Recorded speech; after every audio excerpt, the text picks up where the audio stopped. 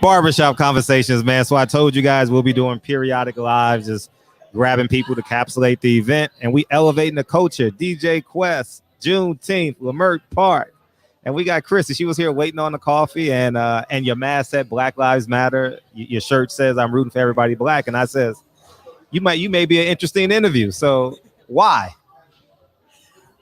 Why am I an interesting interview? Why, that too, and why support the movement? Well, I will uplift my narrative a little bit. I'm originally from Columbus, Ohio. Grew up in the Midwest. Grew up with conservative parents, and for anybody that's listening that may have Midwestern roots, I think it's relevant. You know, I grew up in a home that valued community service. There was a point that I realized that what my parents were supporting in going to homeless shelters and feeding people was in part a desire for them to be needed. And I began to separate the assistance with the actual solution. Like, shouldn't the goal be to eliminate being needed, feeding homeless people? Sure. So I began to kind of shift in my mentality about why am I here volunteering to begin with. I went to England and I studied an international human rights program. And for the first time, I took a class on uncensored history and got to hear the perspective of people from Nigeria, Sudan, Canada, obviously the UK, I was there, India. I got to hear perspectives from people all around the world about United States history and openly be able to participate in criticism, which here has felt, to me, the words unpatriotic are used quite a bit when we talk about criticizing the United States. I came back and I served a year in AmeriCorps, working directly with people that had survived human trafficking and people that were homeless veterans specifically. And I saw for myself an experience living under the poverty line, but I saw for myself that homelessness isn't something that people are choosing. It's not an active choice. It's a lot of systemic issues that are causing that. And from there, my activism grew. I enrolled in law school. I'm currently a lawyer. Where'd you go to law school? Loyola Law School. Okay. So as far as being here today and being present, I'm wanting to participate and support Black-owned businesses, wanting to participate and show my unity and solidarity. I also intend to participate in a protest later. On King and Obama? I actually was told that King and Obama is just for black people. Yeah. Is a black reserve space. Yeah. I practiced dependency for a bit in the Lancaster area, and there's a protest honoring the memory and calling for answers about Robert Fuller. Sure. So I might go back up there since I have community up there and support and uplift what they're trying to achieve up there too. When did you actually find out as an adult that it's not fair, it's not even, they're being oppressed? When did you find out as an adult that blacks weren't treated right in America as an adult? Oh boy.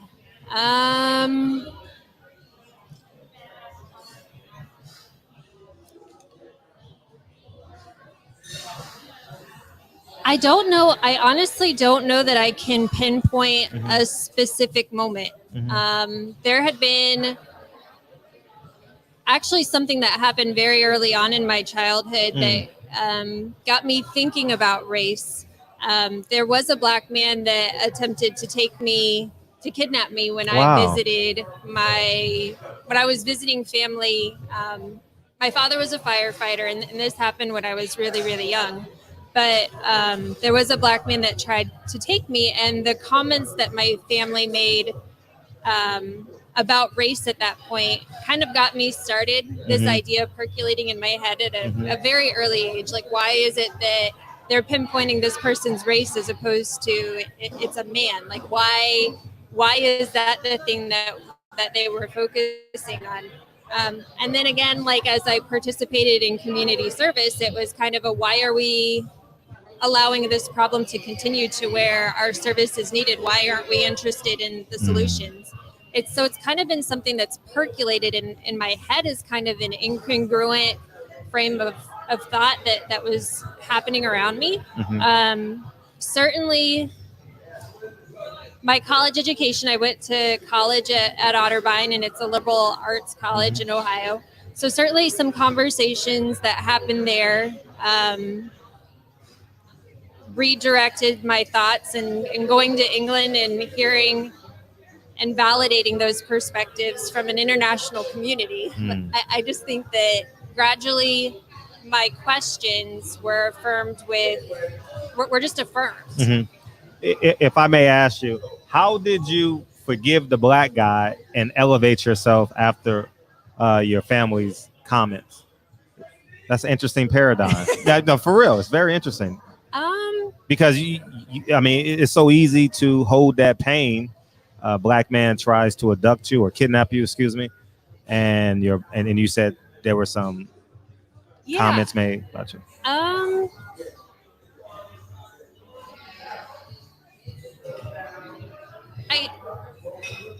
I honestly just came to the realization that it wasn't his blackness that kidnapped me, or that tried to kidnap me. He was a human being who happened to be a man, who happened to be black, and that was the trait that seemed to have been uplifted by other people. I have no idea, the circumstances around that, but we're all human beings. We all have complex stories. Increasingly, I've seen that. I'm not saying that what he tried to do in any way was right. Sure. But there's a lot that I don't know either. And I am thankfully safe. I am thankfully alive and present. And you're a lawyer. You said you practice law. What type of law do you practice?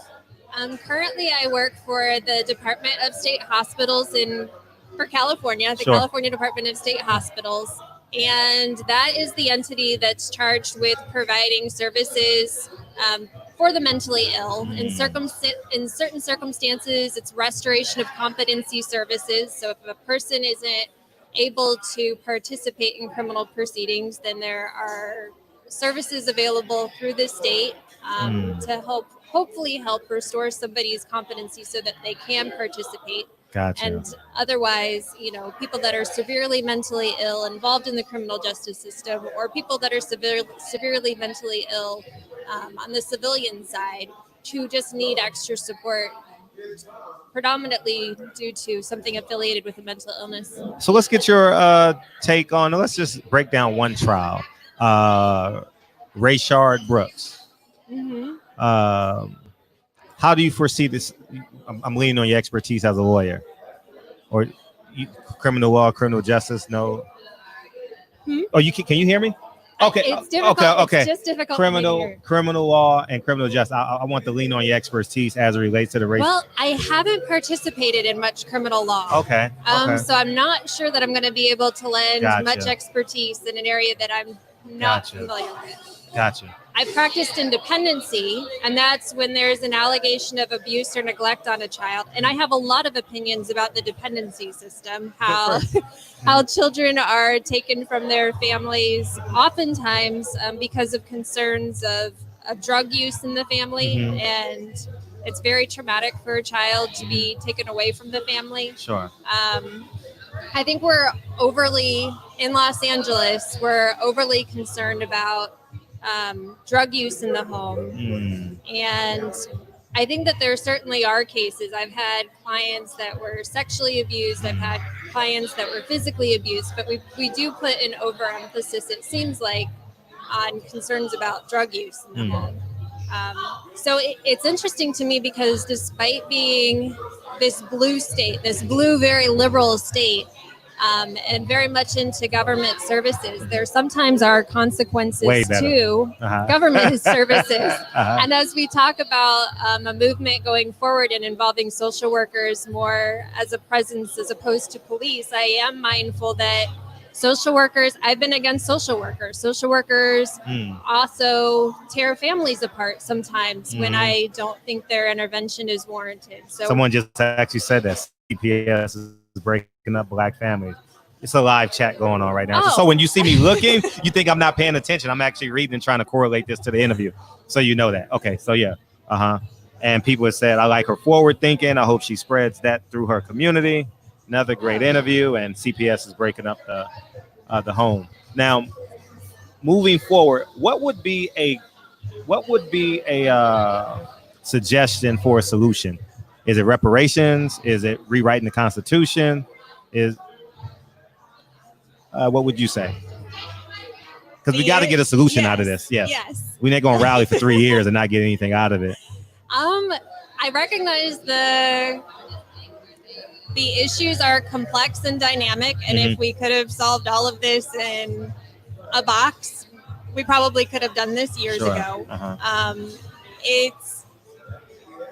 It's awesome that we're focusing and having the dialogue. Sure. I do think that some sort of reparations are fair. I actually, for anybody that knows anything about law or wants to do a Google search, when I was studying for the bar, there's a concept called restitution. And for some reason, it starts with R. For some reason, when I was studying for the bar, this memory just comes up in my head a lot. I accidentally mixed up the word restitution with reparations, and it kind of got me thinking about, what's the difference? Why do we call this particular remedy for harm reparations as opposed to restitution? Restitution is normal in our society. So, and I feel like separating reparations is kind of contributing to this is extraordinary sense of the remedy. But in our society, it's very common that if there's been an unjust gain, we pay for it. So this is a part of reparations are an ask that are a regular part of our system is what I'm trying to get at. I think it's a necessary part of the solution. So I don't think the debate really is should reparations be paid? I think it gets complex with how it gets distributed. That's honestly a place that I don't feel like I'm qualified as a person not of color to determine how that gets distributed. I think that's more for the Black community to square away. But I don't know if that's interesting or helpful. Okay. But you know what came to mind? You say you're from Ohio, which is a swing state. Yeah. Notably, it used to be. Well, it used to be. It used to be. California is a very blue state, as you suggested. Who are you voting for? Or do you make stuff like that public? Who? Yeah. Who would you vote for in this upcoming election? Is that really a question? I mean, no. I mean, I have to ask. I mean, I can't make assumptions, I think it's sad that I have to. He's an incumbent. Trump is a president. Yeah, I feel like it's fundamentally sad that I have to pretty much say whoever's not Trump. I would support any Democratic candidate. It's sad that it's come down to this because that to me isn't the democracy that we should be striving for. That's the problem I'm having. I'm not excited about Biden. I'm excited about who his vice presidential choice will be. I'm not excited about Biden. But there's no question I'm going to vote, and it's going to be the candidate that's not Trump.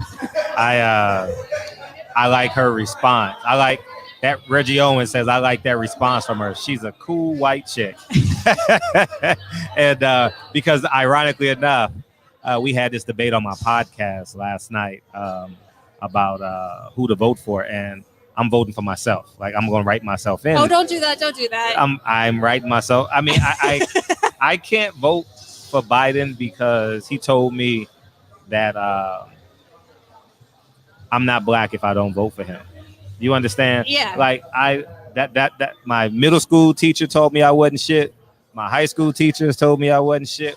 I graduated from college. My professors told me I wasn't shit. So when a white man gives me an order, and it comes from a place of unintelligence, it kind of drives me the other way. I hear that. You understand? I hear that. Yeah. So I'm right. But you said don't do that, and why? Well, so there's a certain They said amount I'm lost. yeah. They Well, said- there's a certain amount of forgiveness that you get from voting from California. Exactly. The state's going to be blue. Yeah, exactly. But if you fundamentally believe that your vote matters Mhm. and you take it seriously, what you're doing is you're not making your vote count for something as dire as the situation Or is is it now. counting? Because my ideology is if we create this voting block, the Democrats will realize that they need the black vote and they will adhere to our demands. Because Trump only got elected with 8% of the black vote. So that means there's 92% of black Americans that vote that the Democrats quite possibly need. So if we want reparations and they want our vote, it has to be an exchange of services. That's my ideology. That's what I believe. And I'm curious how your perspective might change pending his vice presidential pick. Well, it's gonna be a black woman. We know this. It's gonna be a minority of some sort. I mean, he has to. I don't know if it's pandering. I don't know if it's sincere. I don't know that. I 100% believe it's gonna be a woman. You know, and if it's not, he's completely lost it. Yeah, but I mean, I do think that when he follows through with selecting a woman person of color, a black woman that maybe Keisha Bottoms. She's hot right now. She got 2 cases. She got 2 big cases right now. Yes. It makes great sense. You know what I mean? Georgia used to be a swing state. Well, Obama won it twice, right? I think Obama won Georgia twice. So it may not be a swing state, but it typically can be a swing state. Ohio, that pipeline, Ohio through the Carolinas, wherever he needs help at, wherever Biden believes he needs help. He's from Delaware. You would have taught me something if Georgia actually voted blue, because I didn't realize that. I think it was close. I think someone tell me if in the chat. They'll tell me everything. Yeah. Awesome. Someone tell me in the chat if Georgia was red or blue. But just to shout, I think they've just been closer and closer and blue. closer. Yeah. Closer and closer. Okay, I stand corrected there. White chick schools Fred, his ass lost trying to be a revolutionary. So you got people that agree with you. I just think that. Well, they have the access to Google. So yeah, it's a little bit biased. Yeah. It's just hard for me to vote for the man. You know what I mean? Especially when the 1994 crime bill, let's go backwards. He was friends with Robert Boyd, a Klan grandmaster. Yeah, I'm not at all excited or a fan of Biden, but I am terrified. I suffer. I feel the anxiety in my heart of another 4 years of Trump. So. How would you like to wrap this up? I appreciate you. It was 20 minutes. I didn't think it was gonna be this long, but I genuinely appreciate you. And, I appreciate you asking. I think that your courage to ask a complete stranger to come and to explore some of these questions and issues is really admirable. So I really appreciate and honor the time that you've given me. Oh, thank you. Final question. What's your impression of LAPD? What is my impression? Yeah, of LAPD? because you work with CPS and hospitals and maybe about the whole social service type programs in LA. I haven't had too many encounters or experiences with police officers in LA. I'll tell you that participating in the protests on May 30th really altered the statistics on my experiences with LAPD. I was actually shot in the ass with a rubber bullet at the Beverly and Fairfax protest. And it was really interesting because I didn't think that it would get violent. The protests from the people that I was with were very peaceful. I had a water bottle in my hand, but I wasn't throwing it when the police, it was before the police called the protest an unlawful assembly, but they were making indications that they wanted us to move. And when they did, I put my knees on the ground and I had my hands up, and somebody else from the crowd took my hand and like told me, run. And so I did. And then I was shot in the ass with a rubber bullet, like hands in the air. Mm-hmm. So that experience did completely change the statistics. It went from neutral, I haven't been pulled over, I haven't really had a negative experience with the police, to, okay, now I've had this shit experience where you've shot my ass with a rubber bullet. Final question. What's it like, the overall experience being white and supporting Black Lives Matter outside of the protest? Outside of being around. Outside of the protest? Like your circle of influence. It's a little bit conflicted sometimes, to be honest. If you want my honest opinion. Yeah, I want honest opinion. Yeah. I don't mean to put down Black Lives Matter. And in fact, I think that the movement has evolved to be more inclusive. But I have been active in advocating and participating in protests for a while now. And there was a particular moment, I think it was a couple of years ago, when Tamir Rice was shot. From your home state. From my home state. So that particularly was something that hit home, that pulled at my heart, being from Ohio. And I remember there was a large convention in Cleveland, and I wanted to participate. And I was told that I shouldn't participate, that it was a predominantly Black space. And if I wanted to get involved, I needed to participate in all of these groups for white people, to support and show solidarity in the Black Lives Matter movement.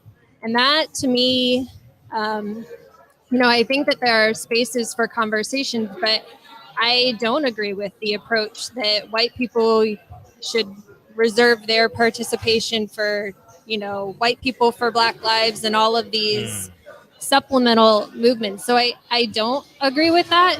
I've actively participated, whether I'm called an ally or a co-conspirator, in the movement, shown my support. And I think that now it's a little bit more inclusive. I certainly challenge my friends who are Black and who are white, that bring up ideas and opinions that I don't agree with. And sometimes I'm checked too. So it's the dialogue that I think is important.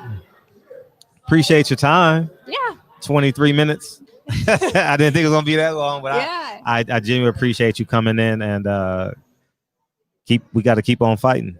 Keep on fighting. You want people to follow you on Instagram or anything like that? Oh, no. Okay, no. Okay. Well, we appreciate you, Christy. Thank you. Appreciate you. Appreciate you guys. We'll be back with some more. I appreciate you guys.